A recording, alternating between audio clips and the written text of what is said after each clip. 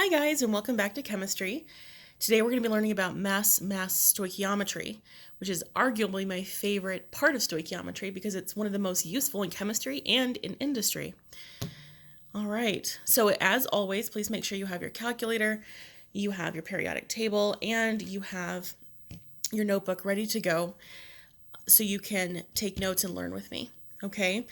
Now in this video, I'm going to assume that you know how to calculate molar mass and how to convert grams to moles and moles to grams, and how to do mole-mole ratio stoichiometry, okay? Those things are very important in order to be able to do this. So if you don't have a solid basis in those concepts, you need to go back to my previous videos, watch those, and make sure you are solid on them before we start this, okay? Everything in chemistry builds, okay? So if you don't have those concepts down, this will be very confusing, okay? That being said, let's go ahead and get started. So why is this called mass stoichiometry? Well, it's because if you look here, we have stoichiometry. First, we have our balanced chemical equation. 1 mole of nitrogen gas, the G means gas, remember that, plus 3 moles of hydrogen gas yield 2 moles of ammonia gas. So we have a balanced chemical equation and we have our problem. My given is 56 grams of nitrogen. So we have a mass here, all right, a mass, and we want grams there. So that's why it's called mass. We start with the mass and then we end with a mass, okay?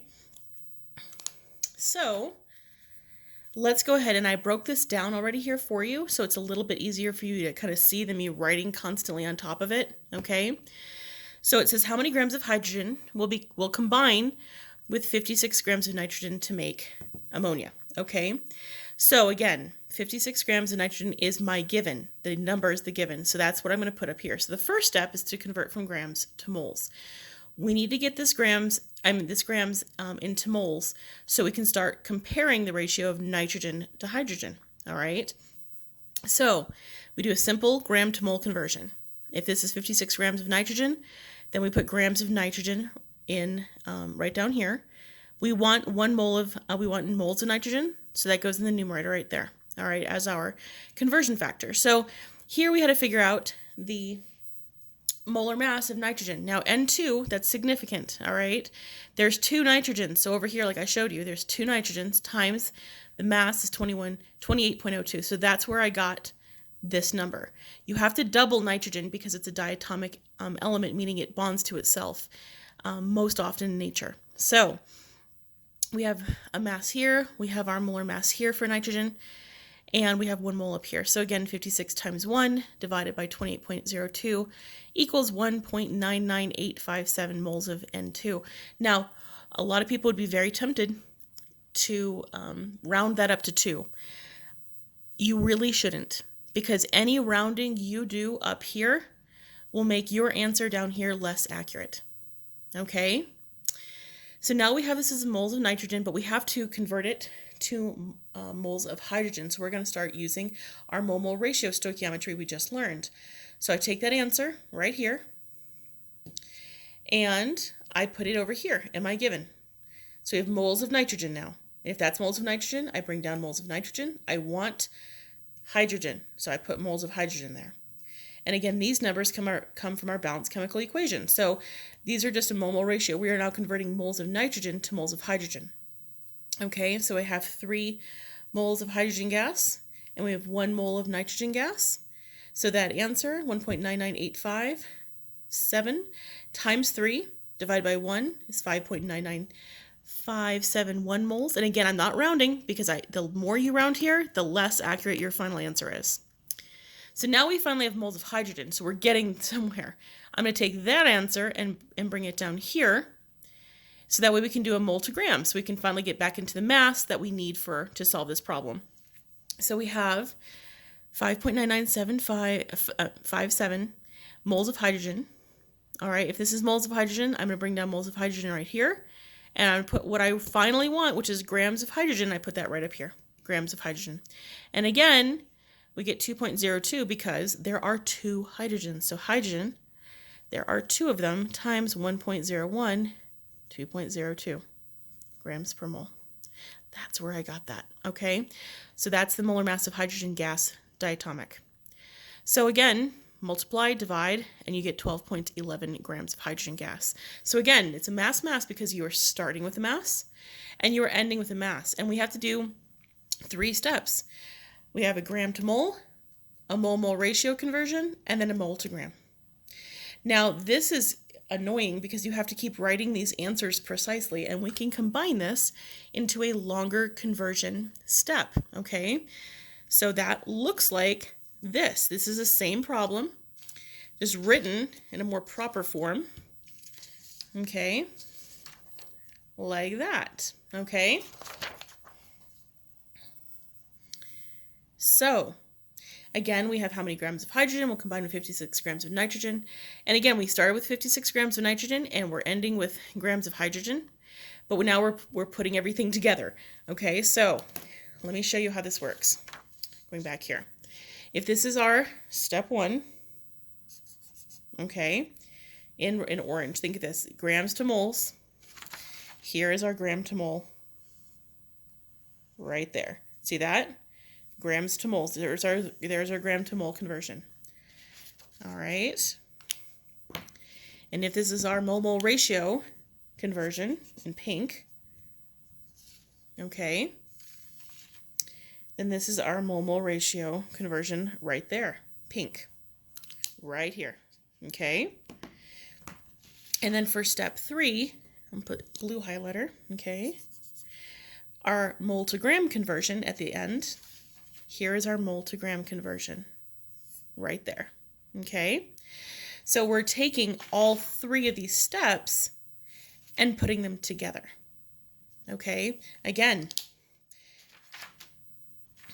we're starting with 56 grams of nitrogen. If that's grams of nitrogen, I'm going to drop that diagonal down, okay? This is always going to be 1 mole of whatever this is, nitrogen. So this is nitrogen, that's nitrogen, this is going to be 1 mole of nitrogen. Okay, let's hop over to where we want to go. We want grams of hydrogen, so that's where you can put this here, grams of hydrogen. Everything where you want to end up needs to be right in this box, grams of hydrogen. This box will always be 1 mole of whatever that is. So if this is grams of hydrogen, this is going to be 1 mole of hydrogen, okay? And then you can fill your mole-mole ratio out by just doing the diagonal. If this is moles of nitrogen, that's moles of nitrogen. If that's moles of hydrogen, work back up diagonal, moles of hydrogen. All right, I will be going over this, so if you're a little confused, it's okay. I'm just showing you how we can take 3 one-step conversions and we can put it together in a regular fence method, okay? So let's just go ahead and jump right into it and do some problems, okay? So go ahead and do me a favor. Please copy this problem down real quick in your notebook. You can pause the video to copy it down. And then we will get started with solving it. Alrighty, guys. Okay, so let's go ahead and do this. It says, how many grams of water are produced when 7 grams of oxygen react with excess hydrogen according to the reaction below? And thankfully, this is already balanced, so we don't have to balance it. But always check. Make sure it is balanced. All right, so remember when I say, if it says react with an excess of anything, means ignore it, okay? It's just extra information. So how many grams of water? That's what we want, grams of water. And my given is 7 grams of oxygen. All right, so we are going to go ahead and put that over here. 7.00 grams. And then oxygen is diatomic. Look up here, O2. So you need to put O2 here. It's very important, okay? Make sure you look at what's given to you and the formulas that are given to you. So when you're doing the masses, you're doing them correctly. All right. So again, if that's grams of oxygen, I'm going to bring that down here. Grams of O2. We want grams of water. So I'm going to jump over here. This is what we want to end up with is grams of water. Okay. And now remember what I told you. In this box, this will be 1 mole of whatever's over here. So oxygen. And this box will be 1 mole of whatever's here. So this will be water. Okay? And this we can fill in with a diagonal. If that's moles of oxygen, diagonal down will be moles of oxygen. If this is moles of water here, work backwards, diagonal up, moles of H2O.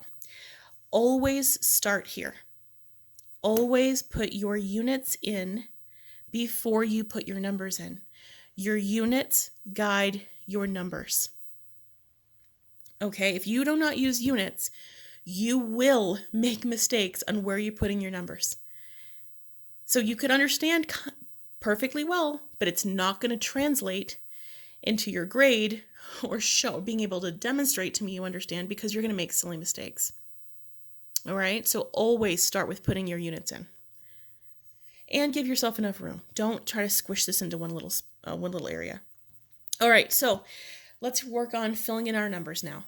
Okay, so let's do oxygen. So let's do the quick molar mass for oxygen. We have oxygen, there are 2 of them, times 16, which is the mass. So we have 32 grams per mole. All right, so I'm going to put that right up there. So 32. All right, let's do molar mass of water real quick. So we have H, there's 2 of them. We have oxygen, there's 1. Multiply by the masses, 1.01, 16, 2.02, 16, 18.02 grams per mole of water. So I'm going to take that and plug it in here, 18.02. Okay, now remember, where do we get this number? Where do we get these numbers? This is our mole ratio from the balanced chemical equation. Yay, yes. So we have water, we have 2. Oxygen, that's an implied 1. There you go. So let me review that real quick. This is my given. If that was grams of oxygen, I drop grams of oxygen here. We want grams of water, so I put that here. This is always going to be 1 mole of whatever's here, so oxygen. This is going to be 1 mole of whatever's here, so water. And I filled this in 1 mole, moles of oxygen, diagonal down, moles of oxygen, moles of water, diagonal up, moles of water. Okay. Then I did the molar mass for this, and I did the molar mass for that. And this is our mole ratio, which comes from the coefficients on the balanced chemical equation. Excuse me, not the periodic table, the balanced chemical equation. All right, so now we go ahead and solve.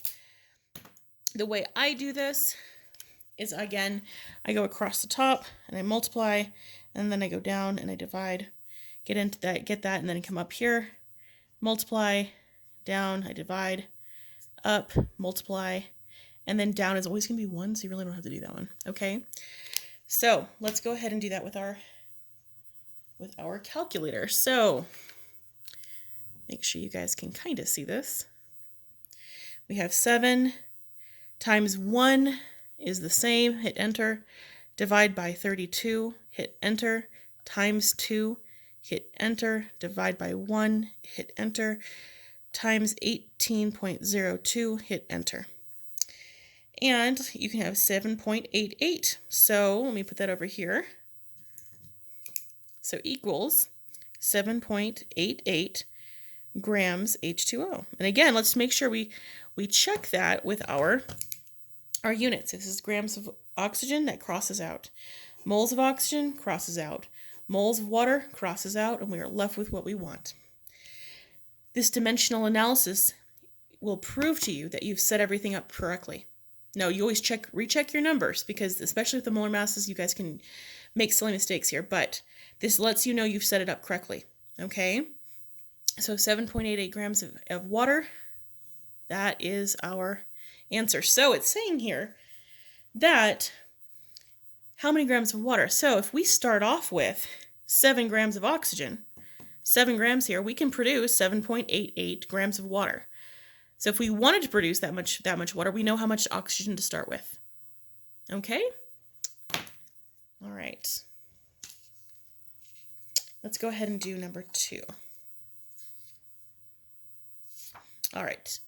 Go ahead and copy this down, guys.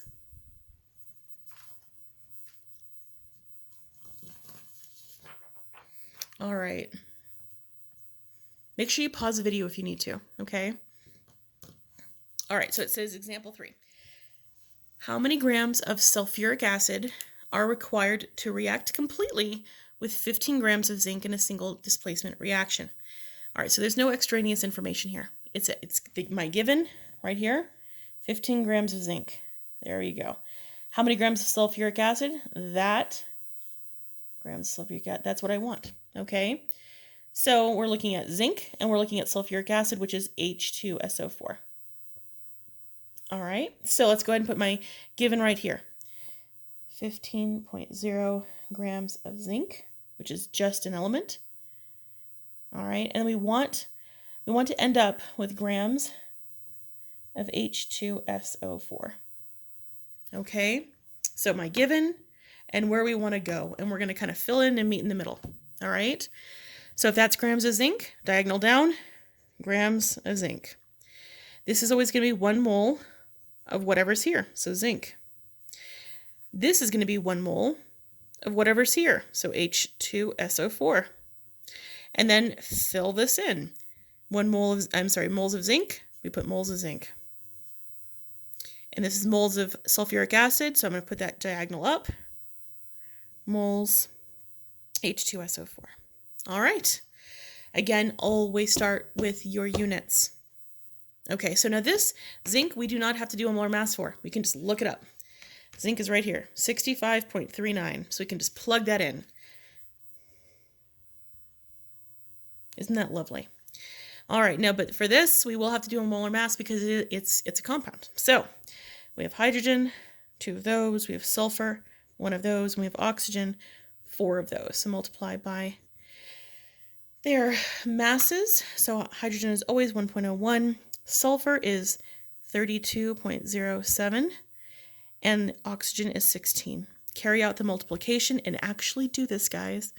2.02, 32.07, and 64. The neater you are here, the easier it is to check your work to make sure you're doing the right thing. Add those all up, and you should get 98.09 grams grams per mole, H2SO4. All right, so we take that mass, plug it in here, 98.09. Now remember, this comes from our balanced chemical equation. So let's check. 1 zinc, 2 hydrogen, 1 sulfate. Yep, so balanced, all of the coefficients are 1. So there's a 1 for zinc, and there's a 1 for sulfuric acid. It makes it a little bit easier. Once you are here and you have all of your numbers, now you can start calculating. Multiply, divide, multiply, divide, multiply, divide. All right? So let's go ahead and do that. We have 15 times 1 is the same. Divide by 65.39. Hit enter. Times 1, divide by 1 is the same. So we're going to skip that. And then multiplied by 98.09. And our answer is 22.5. So there you go. 22.5. And then grams of H2SO4. Again, let's check. Let's do our, cross out our units. There we go. They're all the same. We're left with what we want. Please box your answer. So we have a mass. We're ending with a mass. There you go. All right. Go ahead and copy this one, and then go ahead and try this one. So pause it, copy it down, and try it. Try to see if you can do this one. This is a pretty simple equation, okay?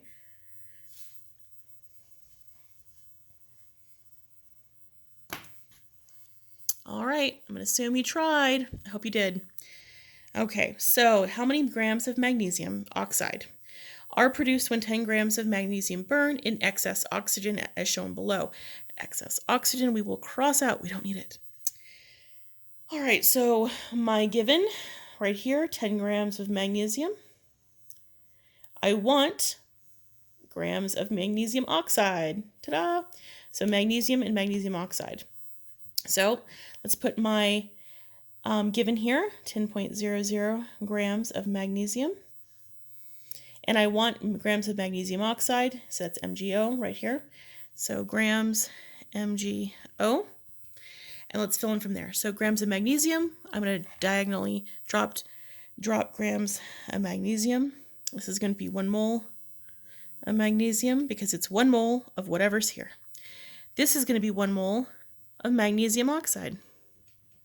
All right, and then fill it in. So moles of magnesium, drop down, moles of magnesium. Moles of magnesium oxide go back up, diagonal up, moles magnesium oxide. All right, so magnesium again is an element, super easy. So we're just going to look at our periodic table, 24.31. All right, so let's do that, 24.31. All right, and let's look at our balanced chemical equation. Let's make sure it's balanced real quick. We have two magnesiums, two oxygen, 2 times 1 is 2 oxygen. We're good. So it is balanced. So we have a coefficient here of 2 for magnesium oxide, and for magnesium we also have a coefficient of 2. That will make it easy. And let's do a molar mass real quick for magnesium oxide. So we have Mg, we have one of those. Oxygen, we got one of those, times the mass.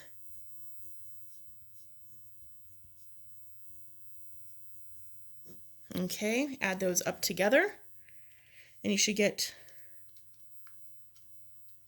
40.31. All right. And I'm going to stick that, this is grams per mole of magnesium oxide. Put that right up here, 40.31. All right, so now we can go ahead and plug and chug. All right. So we have, make sure you guys can kind of see this a little bit without it being glary, 10 divided by, 10 times 1 is the same, divided by 24.31. Hit enter. All right. Times 2, enter, divide by 2, enter is the same, and then multiply by 40.31. And that gives us 16.58 grams of magnesium oxide. And again, let's go ahead and check.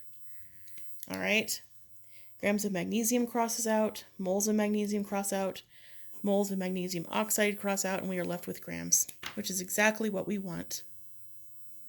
And box your answer. All right, go ahead and try number 5. Please copy that down. You do need to balance this equation real quick. So pause the video and do that now, please.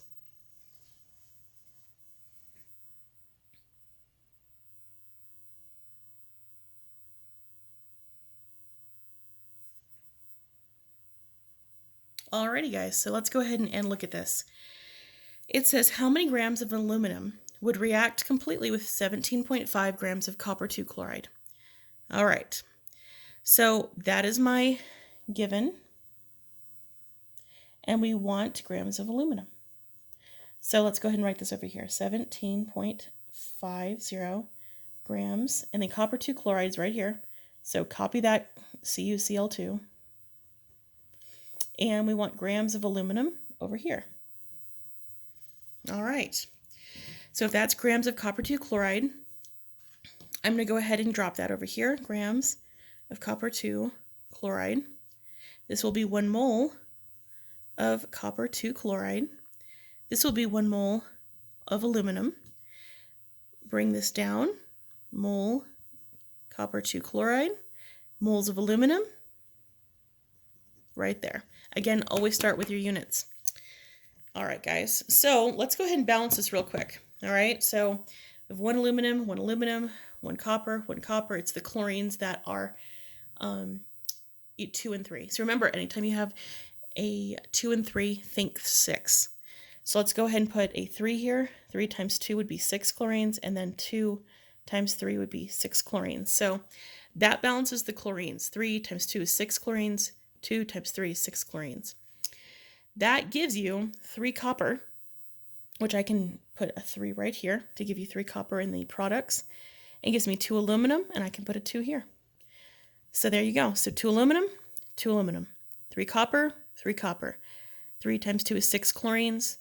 2 times 3 is 6 chlorines. We're good. So our coefficients are 2, 3, 2, 3. All right, so let's do molar mass now for copper 2 chlorides. We have copper, there's 1, chlorine, there are 2. Multiply by their molar mass. Chlorine is 35.45.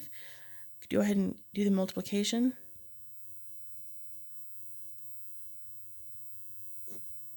And when you add that up, you should get 134.45 grams per mole.